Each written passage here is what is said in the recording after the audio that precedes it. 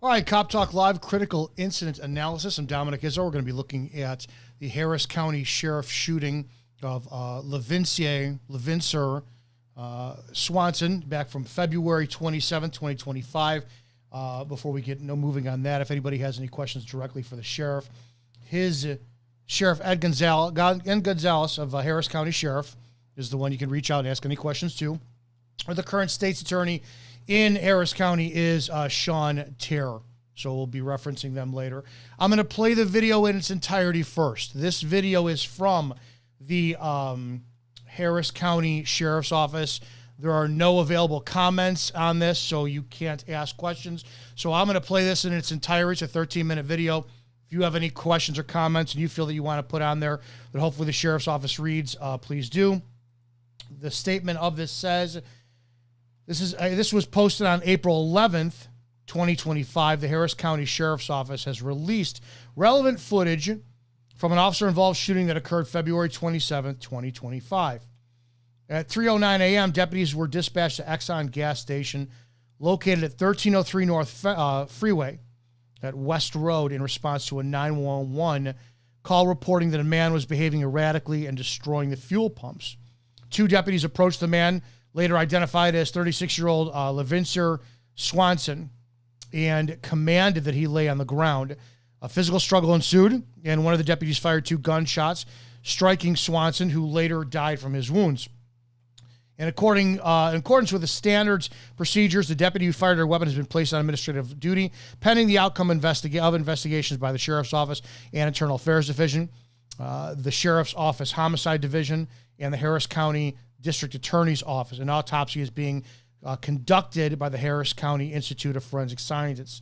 The video footage is available on the Sheriff's YouTube page and public website. The direct link is below. Viewer discretion is advised due to the video's graphic and sensitive nature. Anyone with information relevant or critical to this incident is urged to contact the Sheriff's Office at 713-221-6000. All evidence gathered in this investigation will be given to the Harris County District Attorney's Office for presentation to an independent grand jury. Again, I'm going to play this in its entirety for you, and we're going to have a discussion about the incident itself and the officer's actions and whether or not this was justified in totality.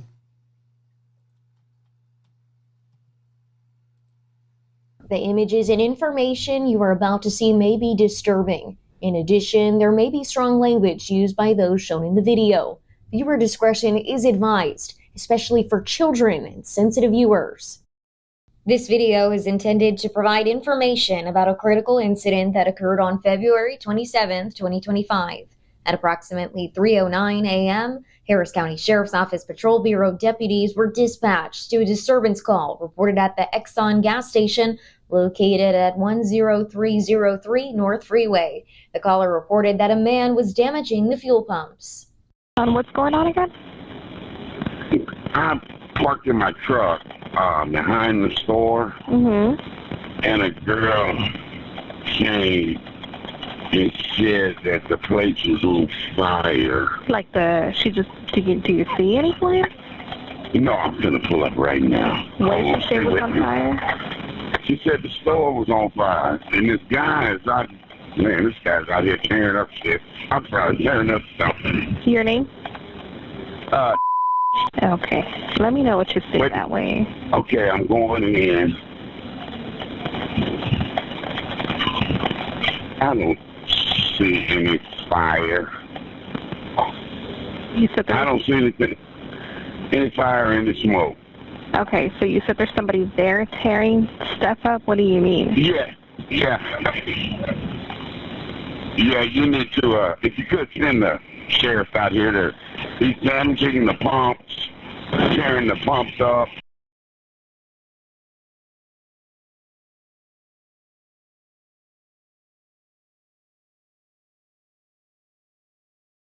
Oh my God, he's just tearing the whole place up, tearing up all the pumps. I don't see the attendant inside, so they're usually inside.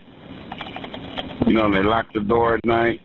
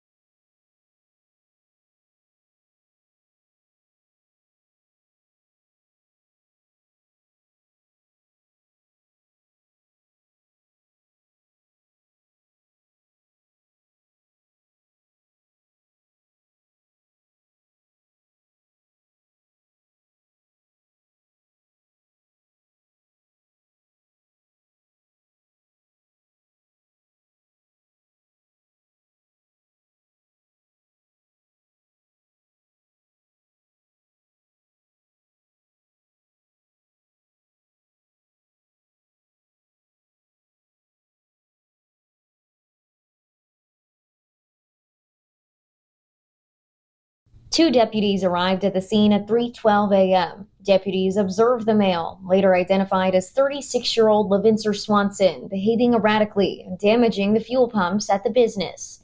The deputies instructed Swanson to stop and lay on the ground. Swanson laid down on the ground but became combative as deputies attempted to place handcuffs on him. Both deputies deployed their tasers as they worked to gain control of Swanson. Swanson continued fighting, causing one deputy to drop his taser.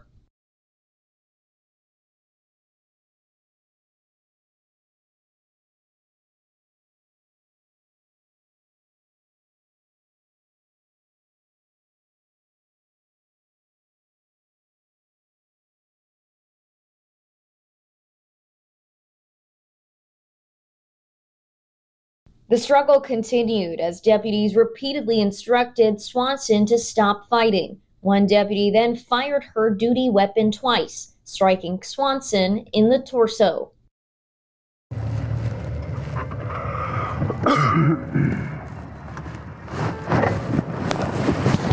Get on the ground! Get on the ground! No, it's I won't at one point. Get on the ground! It's gonna be a black male, black shirt, brown pants. He's not complying. Get on the ground or I'ma fucking tase you! Get on the ground or I'ma tase you! Get on the ground! Put your fucking hands behind your back! Put them behind your back! Don't you fucking move! I want this one to take me. Put your hands behind your back. Hands behind your back. Bring it back. Oh my God. Hey, put your fucking hands. Put your hands behind your back. Hey, now. down. Get on your stomach. Get on your stomach now. Get on your fucking stomach. Do not move. Do not fucking move. Do you hear me? I will tase you. Put your hands behind your back. Put it behind your back now. Get on your stomach. We're fighting one. I got my taser. Grab it.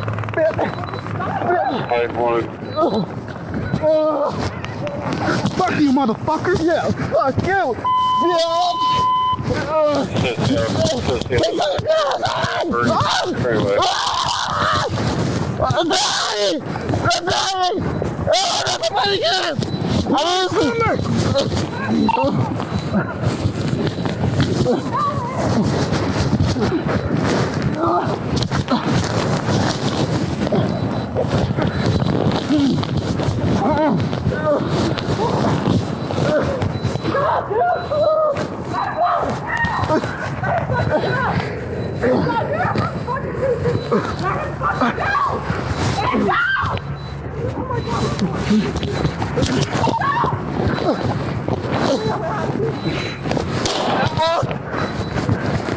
No, shots fired! Shots fired!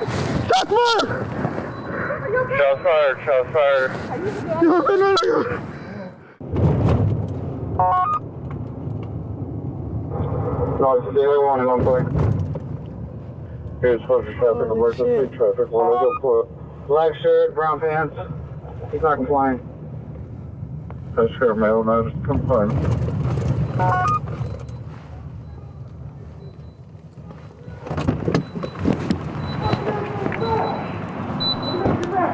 I got him, I got him, I got him. Don't fucking move. Keep your hands down. I want this one to take.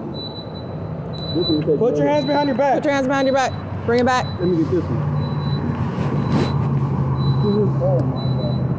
Hey, put your fucking hands down. Put your hands behind your back. Hey, now. put him down. Get Put on him your down. stomach. Get on your stomach now. Put him down Get on now. your fucking stomach. Do not move.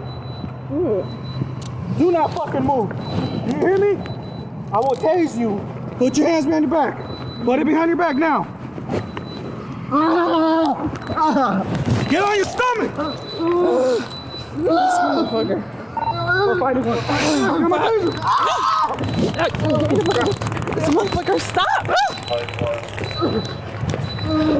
Oh, fuck.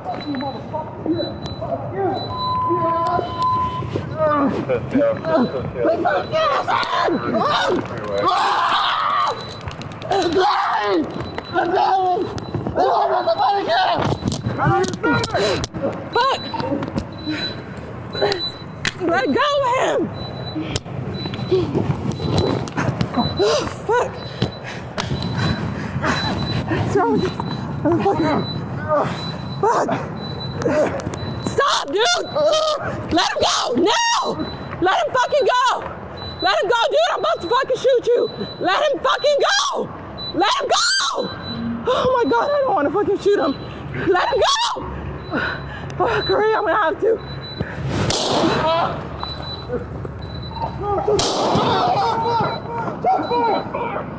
Are you okay? Are you? Did I hit you?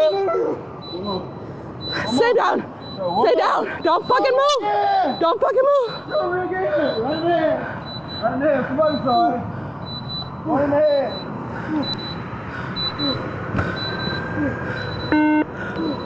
I need y'all to hurry up. Traffic emergency. Traffic 104. Black shirt, brown pants. He's not complying. That's sheriff male, no complaint.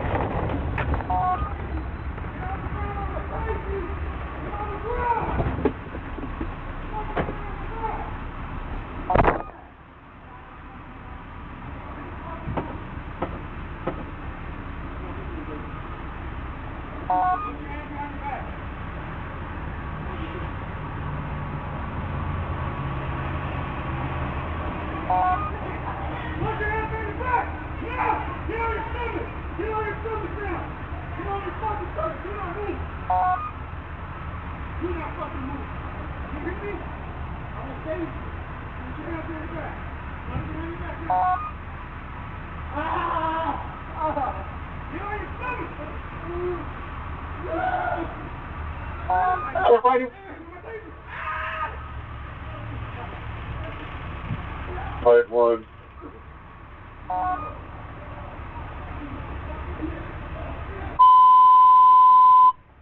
City officer 10303 North Freeway. Sis.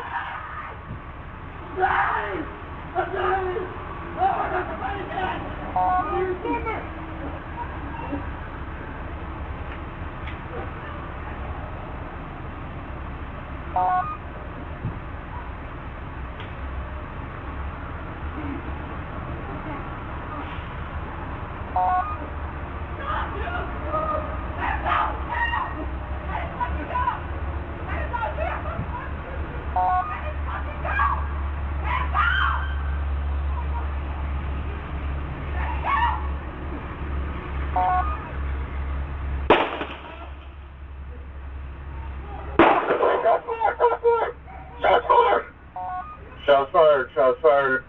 Swanson was taken by EMS to an area hospital where he was pronounced deceased. The male deputy was also transported by EMS to a different area hospital where he was treated for his injuries and later released. The information included in this video is preliminary. As of the release date of this video, an investigation into this incident is ongoing by the Sheriff's Office Homicide Unit. The Harris County District Attorney's Office is conducting an independent investigation, which is standard when a deputy uses deadly force. The Harris County Institute of Forensic Sciences is conducting an autopsy. The District Attorney's Office will present the evidence gathered in these investigations to an independent grand jury. The Sheriff's Office Internal Affairs Division is conducting an administrative investigation. The results of the Internal Affairs investigation will be presented to the Sheriff's Administrative Disciplinary Committee to determine if the deputy's actions were in accordance with departmental policies and procedures. All right, I want to reevaluate this. I want to go over the use of force, and I want to look at, was the force reasonable in being used from start to finish? And I want to do this as a breakdown.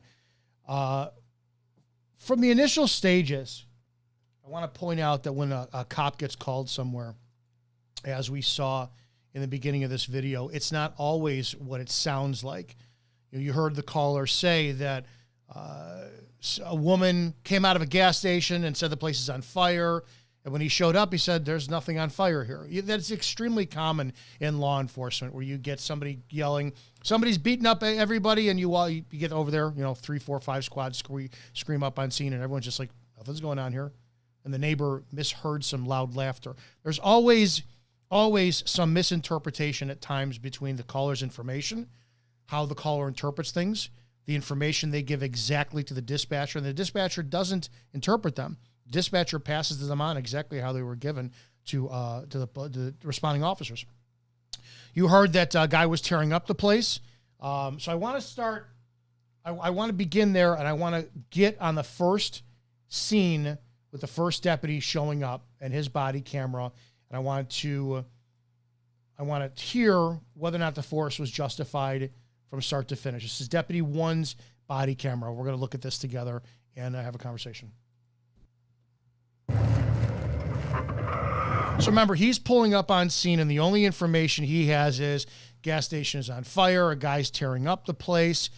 It's unknown whether or not the dispatcher relayed. By the way, caller states when he showed up on scene that the gas station was not on fire. Regardless, if that's how the initial report is coming in, you're going to go to the scene with a sense of urgency. Get on the ground! Get on the ground! No, it's okay. I won't at one point. Get on the ground! All right, so he announces he has one at gunpoint. It's gonna be a black male, black shirt, brown pants. He's not complying. He says he has one at gunpoint. Now, having your pistol out in this circumstance, deadly force, is it justified? I will tell you a lot of times it's a deterrent and it's a threat to gain immediate compliance, whether or not you can use it. I've been in exact circumstances exactly like this, where you show up to a scene, the scene is complete chaos, you see someone, you draw down on them, and you're doing it to prevent them from escalating for reaching for something. If this deputy shows up and he sees all these pumps are destroyed and it's 3 o'clock in the morning, that is not normal human behavior. That is chaotic, erratic, dangerous behavior. So for him to go to a pistol first, absolutely, you could draw down, keep yourself safe, get an eye on a subject. But you see he switches to a taser now because he determines there's no deadly force threat. It's a guy who's destroying property. Get on the ground, I'm gonna fucking tase you! Get on the ground, I'm gonna tase you! Get on the ground! Put your fucking hands behind your back! Perfectly good with this language. It's a language that's meant to serve a purpose. Get on the fucking ground. Escalate language when needs be if that's what the person is going to understand. You're not going to show up to a scene where there's gas pumps destroyed at 3 o'clock in the morning and go, hey, buddy, do you want to talk about this? You're going to establish a very, very, very harsh tone to make sure that somebody says, okay, I need to pay attention. It's authority here right now. Put him behind your back. Don't you fucking move. I want this one to take me. Put your hands behind your back. Put your hands behind your back. Bring it back. Oh my God. Hey, put your fucking hands. Put your hands behind your back. All right, I want to break these things down a second at a time here. Now, number one, the deputy that shows up, the backup deputy, I'm going to stay away from her gender, her size, because the male is just as out of shape. The one question I will ask people who are evaluating police use of force, do we see now the correlation between fitness and force being used? You already saw the original 13 minutes for the footage. You saw one extremely overweight male deputy who couldn't get this guy into custody by himself, and he outweighed him by at least 100 pounds. Couldn't do it. The more overweight you are, out of shape, cardiovascular your struggles, you will lose the fight. When you lose the fight, you are escalating then deadly force to save yourself, and you will be protected by law.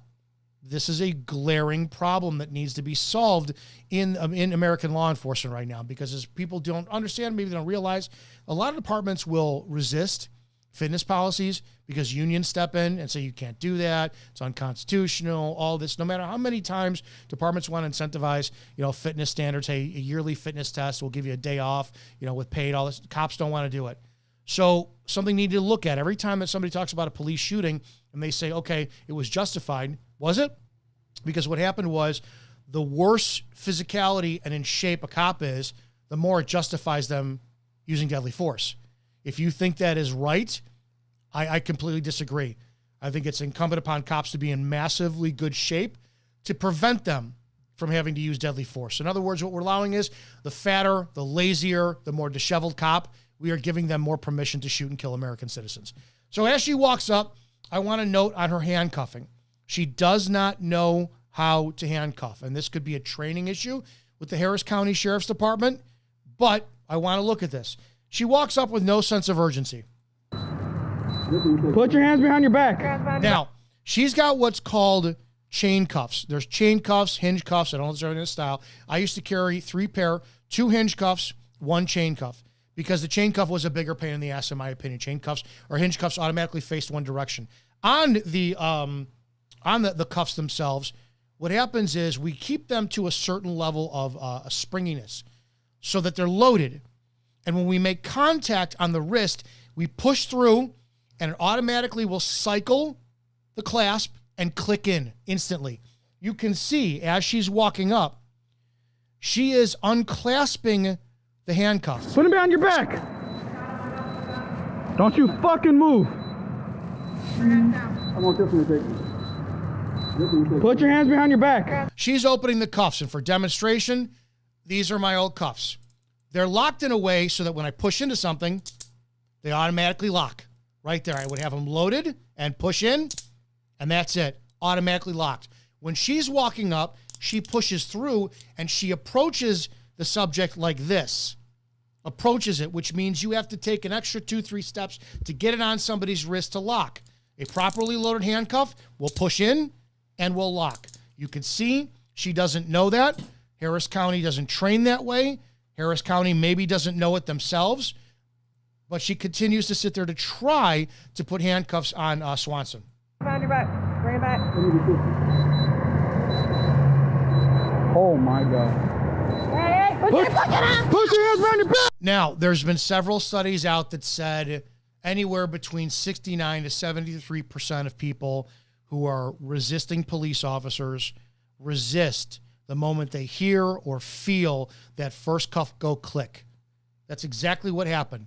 In this, she put on the handcuff, and you'll watch, he starts resisting. Here's her at the bottom of your screen. The clasp is open. So again, these are dangerous handcuffing techniques. She goes to handcuff. She does not have any control over Swanson first, which means you want to take wrist control, hand control, elbow control, and then apply the handcuff. She doesn't. She goes solely to apply the handcuff independently of any control at all. He hears, he feels, and he resists. Oh my God. Hey, put your hands behind your back. Now. She immediately backs off. Instead of covering distance, closing in, putting body weight on, a knee, elbow, pinning, pressure to prevent him from moving, she backs up. She created distance, which number one tells me she's afraid. She doesn't know how to handcuff a resisting subject. And she's in fear. Get on your stomach. Get on your stomach now. Get on your fucking stomach. Do not move. She goes to try it again. Do not fucking move. Do you hear me? He has a taser pressed in Swanson's back, and at this point, I'm not sure which model this is. I operated with the X26, and it had 2 options. You had the probes, which did involuntary muscle control contractions. It was 18 pulses per second. And then this is drive stun. It looks like he has the cartridge out, so probes will not shoot, and drive stun. Drive stun is pain compliance only, unless the technology has changed. The probes induced involuntary muscle contraction to where it was paralysis. It seized you. The less body fat you had, the more muscle you had. You were incapacitated much greater rate with the taser. But he's got drive stun on. He doesn't have it in a major muscle group. He's got it, looks like it's his spine, up by the trap area. Again, bad tactic. I would rather have it back by the lat where there's more muscle.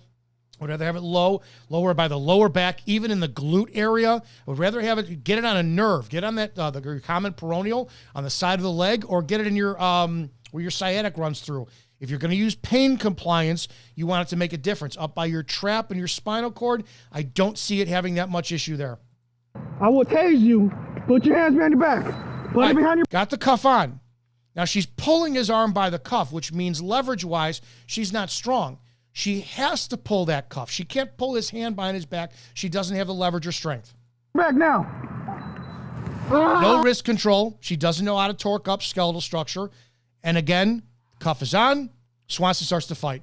Get on your stomach. We're fighting one. Now, I'm going to argue this was flight. This wasn't fight as in I'm going to fight these two cops. This was I need to get away from these two cops.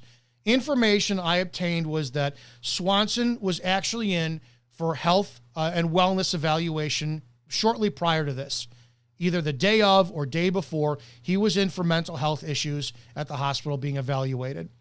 If the deputies don't know this at the time, because they didn't pull up and say, hey, it's Swanson. We know who it is. They didn't seem like they knew him at all. Swanson apparently does. I looked in as a criminal history, apparently. None of that is relevant right now if the deputies don't know it.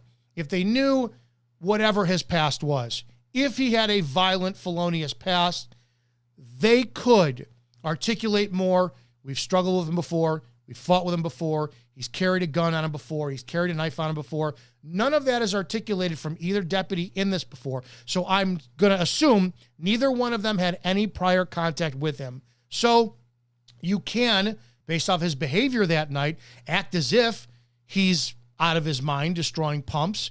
But as far as is he dangerous outside of that, it remains to be seen right now.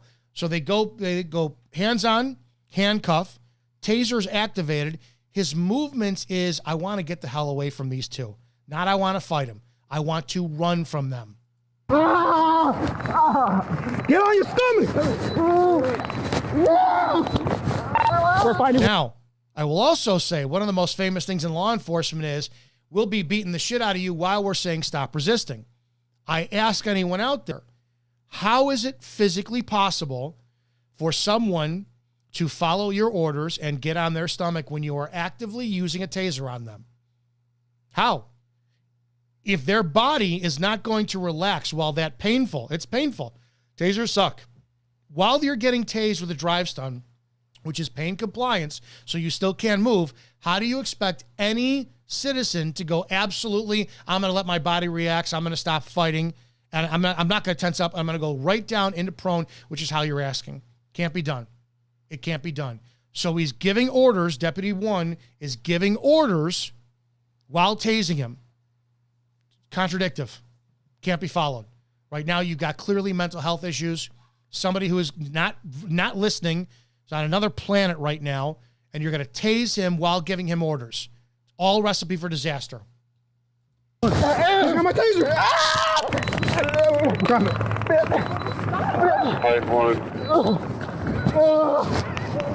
Fuck you, motherfucker. Yeah, fuck you. I'm fine with the language. I don't care at the point. It's the fight is on. You know, whatever Deputy 1 says to get Swanson to comply, I'm fine with. I'm going to beat the shit out of you. I'm going to crack your fucking head open. I'm going to kill you. The words do not bother me if they will gain compliance. That doesn't bother me. So he's going to continue the fight. Swanson is trying to get a 250-pound plus man off of him in this struggle.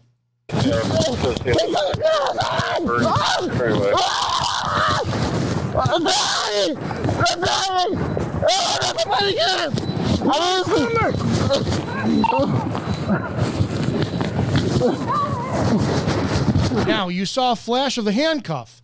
Can that handcuff be a weapon? 100%. Swanson still has on his left hand one link of the handcuff, one side of it is already clasped onto his wrist. And the other half, because the deputy, Barbosa, Eileen Barbosa, didn't clasp it. So now it's an open weapon. Now you have the hook part of this swinging around. Can that be used to hurt, blind, cause damage on the deputy number 1? Yes, it can. 100% it can. Should you be concerned about it? Yes, you should. That was a negligent action from the other officer, Barbosa, who doesn't know how to handcuff. She put the other officer in danger, and now the fight is on.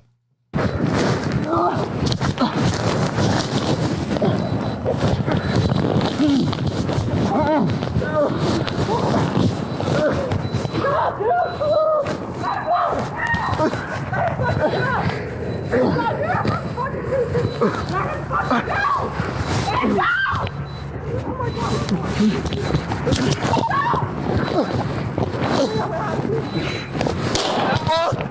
right, that was the first shot. Now, I want to back up from this officer's perspective, the deputy who's fighting.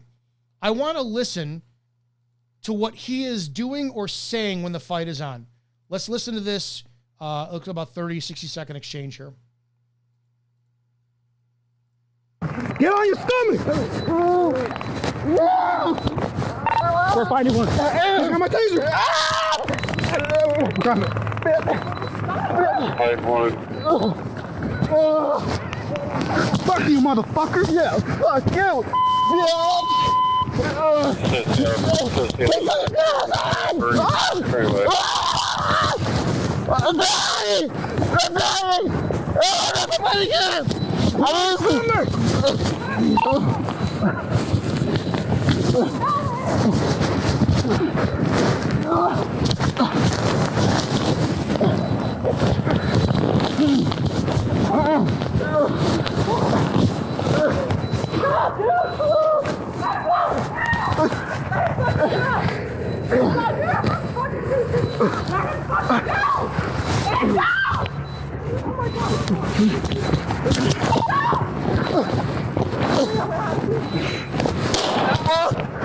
At no time during that struggle at all do we hear Deputy 1 screaming for help, asking for help, saying he's in danger, saying he's in trouble, giving Swanson or giving Barbosa any orders whatsoever.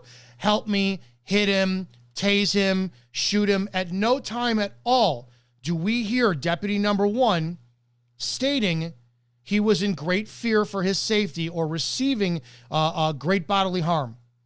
At no time did we hear any of that. We also didn't hear his response when we hear Deputy Barbosa state that she was going to shoot him, which talks more about tunnel vision, auditory exclusion. That Deputy number 1 is focused on the fight. If Deputy 1 was so concerned about Swanson harming and hurting him, and Deputy 1 was on top of him, why wasn't Deputy 1 raining down bombs? Closed fists and elbows pounding into Swanson's face. That would have handled it. 100% that deputy outweighs him. He could have taken his forearm, jammed it right into Swanson's throat and crushed his trachea and terminated life-threatening behavior without any further use of force or going to a pistol. Would have been very easy for him to do. He didn't do it because he knew that it was not a deadly force circumstance. It was a fight. It was an active resisting subject, something that cops deal with every day of the week and twice on Sundays in many, many, many thousands of departments across America. This was an out-of-his-mind mental health subject, potentially intoxicated or on intoxicating compound subject who was actively resisting and not fighting, because at no time did Swanson bite Deputy 1, kick Deputy 1, punch Deputy 1. He was looking to get out from underneath Deputy 1, and Deputy 1 didn't know how to put an active resisting man into handcuffs from that position. It was not a deadly force circumstance. We need to continue. No, shots fired! Shots fired! Shots fired! Shots fired, shots fired.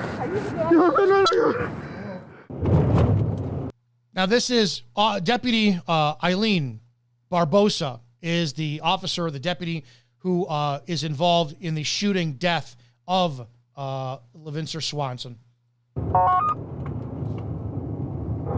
No, it's the other one in one point. Here's social traffic, emergency traffic, 104. Now, you just heard over the radio. I want to hear that again. No, it's the other one in one point. I got one at gunpoint. Okay? I don't hear the vehicle accelerating. At least that's what I thought I heard him say, because it sounded like he matched that over the air when he got again. Fire.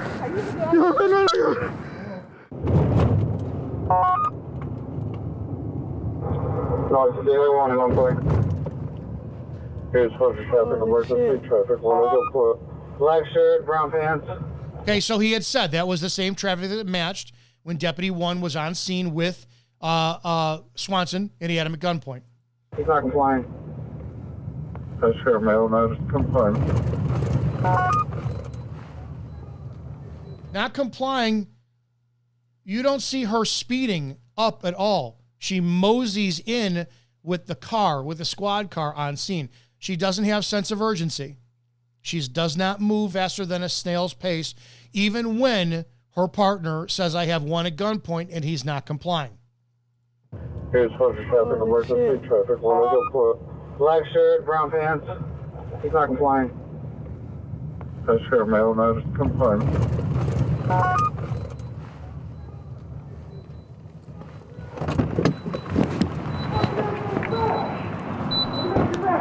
I got him.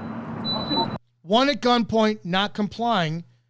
I got him. As she walks, doesn't run, doesn't jog, walks up to Swanson.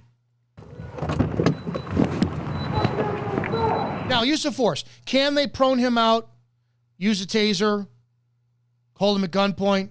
100%. Has either one of them patted him down yet? Absolutely not. Is Swanson a danger? Yes, he is. He 100% is. Well, as we saw from the first body camera vantage, at no point did Swanson seem to reach in his pants for a weapon. We're going to see if that's true from this angle. I got him. Keep your hands down. Now, Deputy 1 takes the pressure off of him. It looks like he was standing on him. I got him. Hopefully he had a foot on him.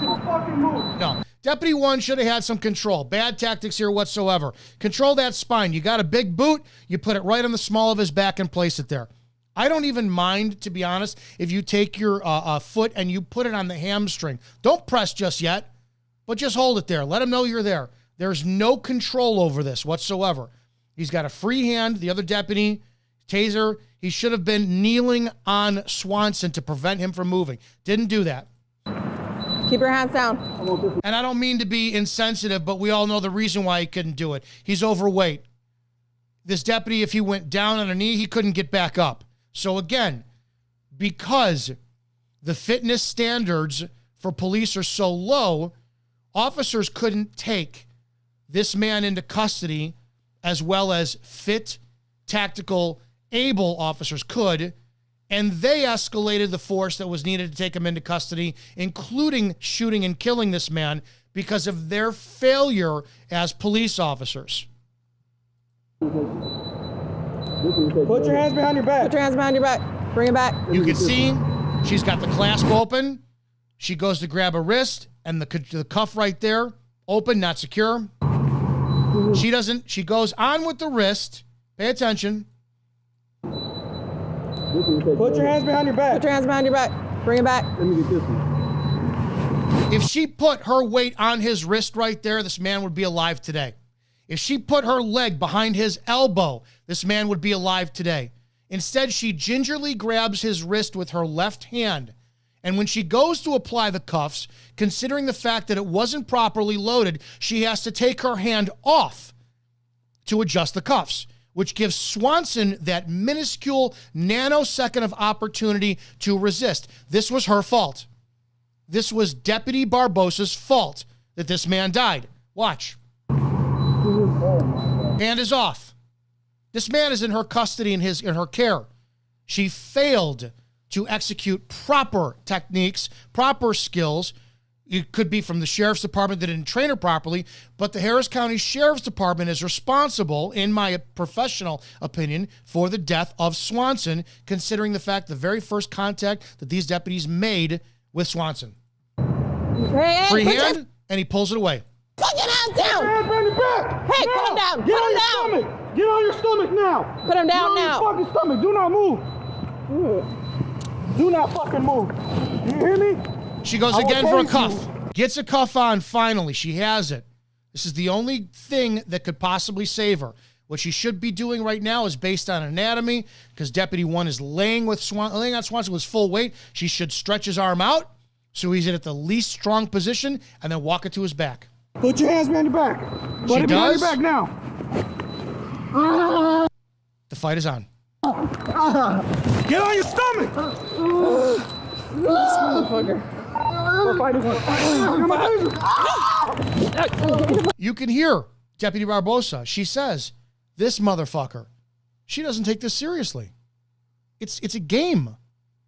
She doesn't know what she's doing. She's not skilled. Listen to her dialogue as her now partner, Deputy 1, has to do all the work. Get on your stomach! This motherfucker. We're fighting one. This motherfucker, stop! Oh, fuck.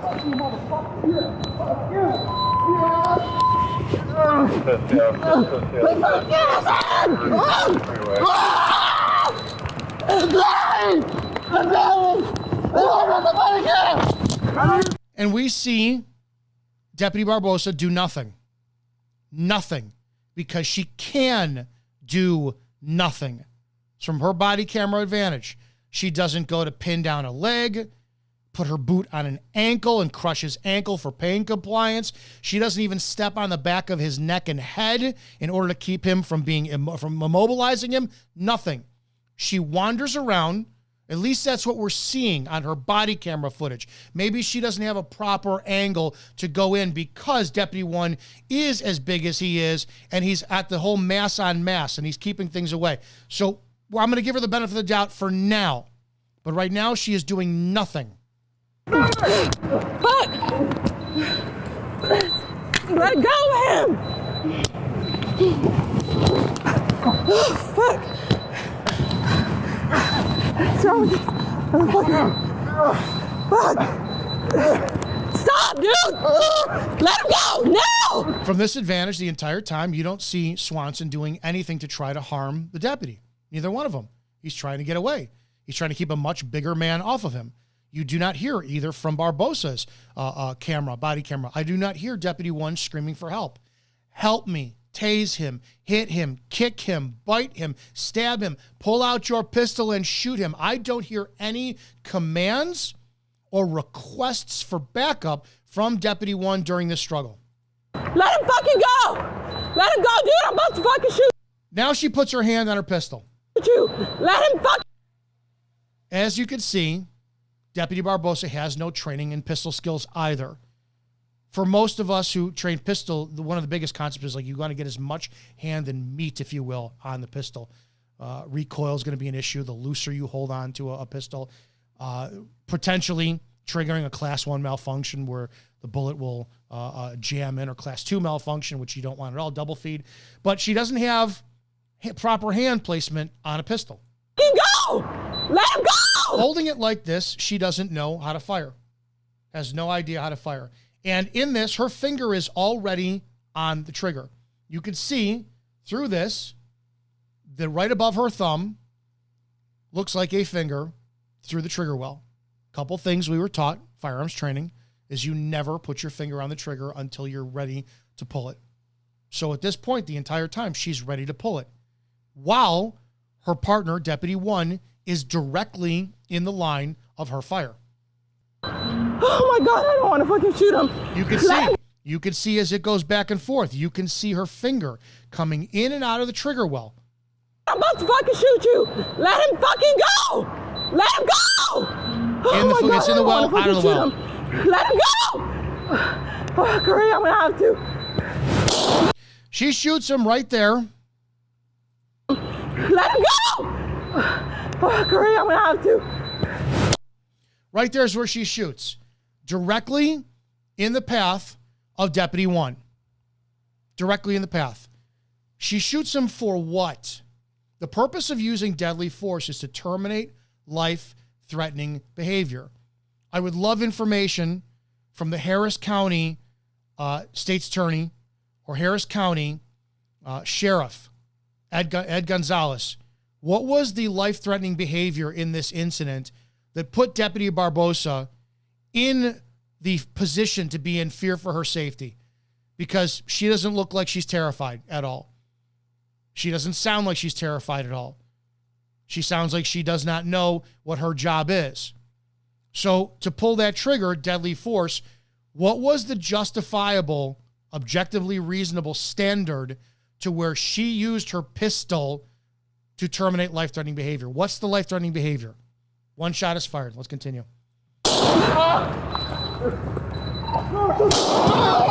She fires a second round. Now, back up for a second. Round number 1 is fired, which immediately gets the deputy number 1 off. After she fired the first round, and now she has a clear view of Swanson. Is he armed? Does he have a pistol? Does he have a knife in his hands? Molotov cocktail? Pipe bomb? Taser of his own? Pepper spray? Because that would be the only thing I can justify to acknowledge that she fire a second shot. She has time to assess. I shot once. I'm choosing not to fire again. I'm going to shoot again. But before I do, I'm going to look and evaluate what threat did Swanson pose before she pulled that second trigger? Because we don't see one. I want to count the time in between the first and second shot. Oh, no! Let him fucking go! Let him go, dude! I'm about to fucking shoot you! Let him fucking go! Let him go! Oh my God, I don't want to fucking shoot him. Let him go! Oh, great, I'm gonna have to.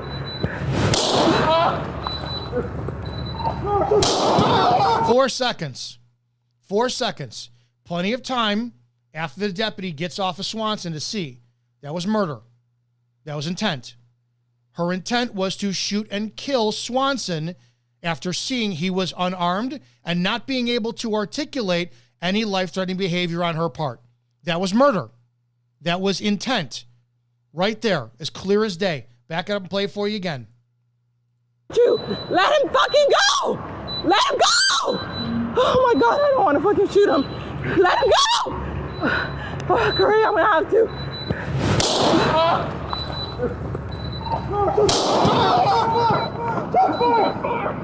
Are you okay? Are you? Did I hit you?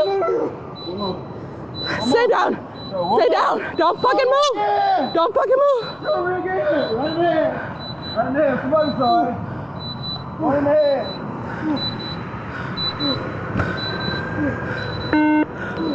I need y'all to hurry up. Now, I want to watch the dashboard body camera, and I'm going to have to show the screen smaller so you can see it in the lower left-hand corner. This is probably the most damning video footage of the murder of Swanson by Barbosa of the Harris County Sheriff's Office. Black shirt, brown pants. He's not complying. That's sheriff male, no complying.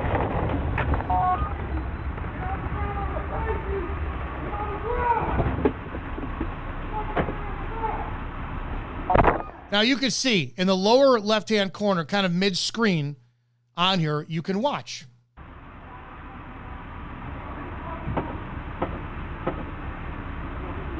Let me be kinder for you. Let me do it for you this way so you can actually see it.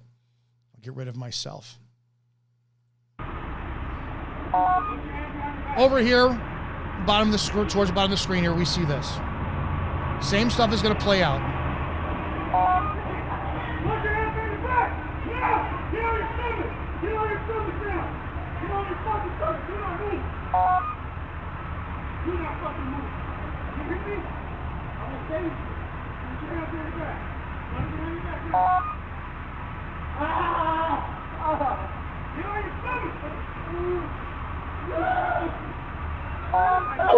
Automatically, you see Barbosa back up. She starts to move back from this. She does not know what she's doing, doesn't know how to address this threat. Hey, the taser just got lost. So Swanson was able to either squeeze the wrist or get rid of the taser, whatever it was. But Deputy 1 has the taser in his hand. And then the next thing you know, you hear Deputy 1, he's got my taser, and he dropped it. At no time did Swanson pick the taser up, go to get the taser, and use it on either deputy. The taser was just hurting him, and he wanted it away from his person.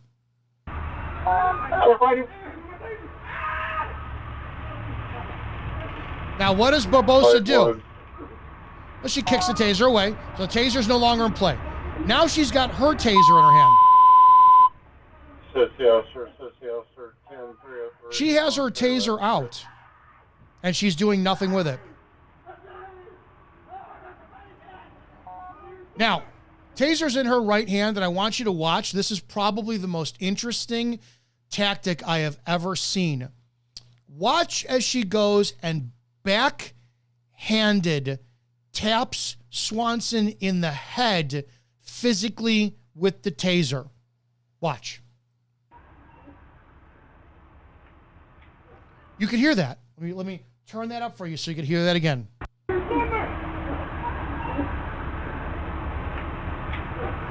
So Barbosa has no idea what she's doing, so she takes a taser, which is a tool that you use to either drive stun for pain compliance or involuntary muscle contraction, where the subject will literally freeze up. And the taser, when you pull it and release the trigger, it's a 5-second cycle where that will go. Or if you hold the trigger on all the way until the battery drains, that will go. That pulse, that 18 pulses per second, 50,000 volts, all of it will go into the person. Great. Should have used it. But instead, Barbosa takes the taser and taps it, the physical plastic part, against Swanson's head. We're going to continue.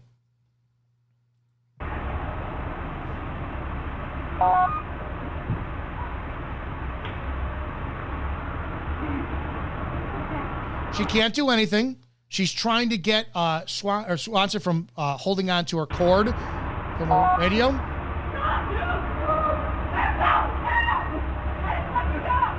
Now, this is the most important part. Nothing else worked. Nothing else worked. Whatever training the Harris County Sheriff's Department under Sheriff Ed Gonzalez issued, it's his department, his responsibility. He's accountable. The training that these officers have been given didn't work. No control tactics, no handcuffing tactics, no taser tactics. Handcuffing tactics was completely, I've never seen that done before outside of officers who received no training whatsoever in handcuffing. Control tactics, I've never seen that before outside of any officer who does not receive any type of training. Taser, never seen that before outside of officers who have never received that type of training. When all else fails, go to the one tool that I know can kill someone. In my opinion, that establishes intent that Barbosa was not able to take any type of practical tactical skills on Swanson, and she wanted to kill him because she wanted to stop, because she was losing the fight, because she was fat, overweight, out of shape, out of breath, weak, no physical skills worked, handcuffing didn't work, taser didn't work, pistol works, knowingly goes to the pistol to shoot and kill Swanson.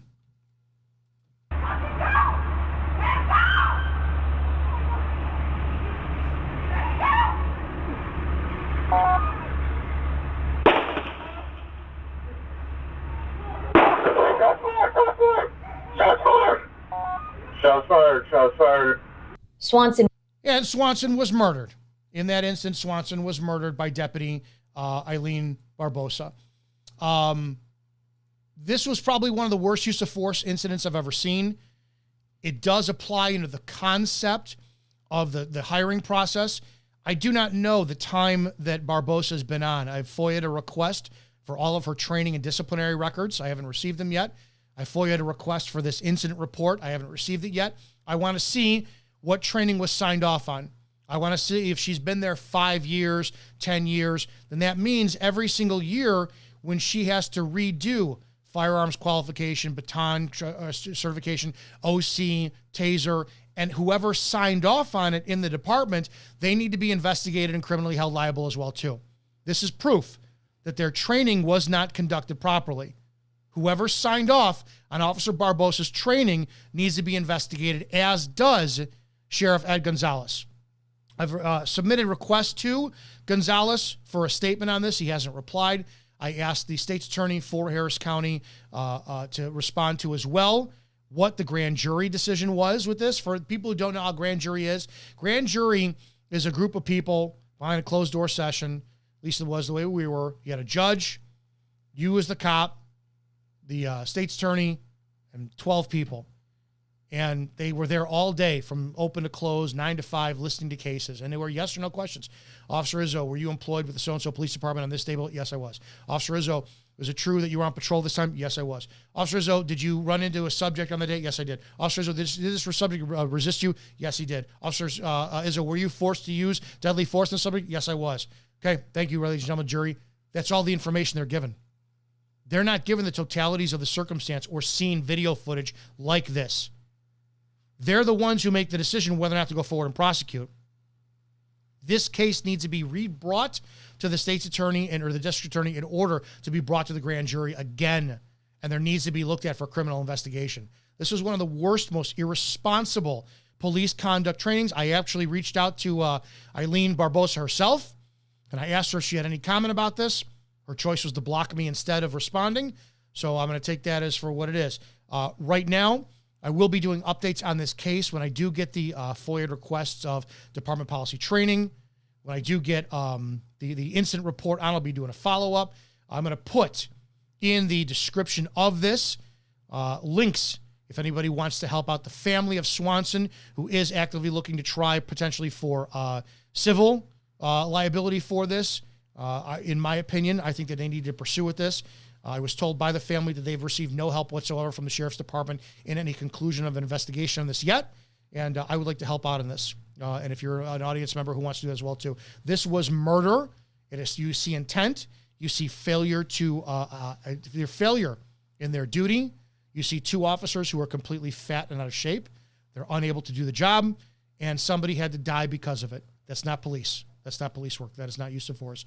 That is liability. That is laziness. That is absolutely disgusting, abhorrent police work, and it needs to be changed in the United States. That was our critical breakdown for tonight. This was Harris County, Texas, February 27, 2025. This occurred. LaVincer Swanson was the deceased, and for more information, more updates that are going to be coming up, I will bring that forward. Remember to go to coptalklive.org, subscribe for our newsletter, and join us on Patreon at Cop Talk Live, where we wind up having more critical incidents analysis behind the scenes.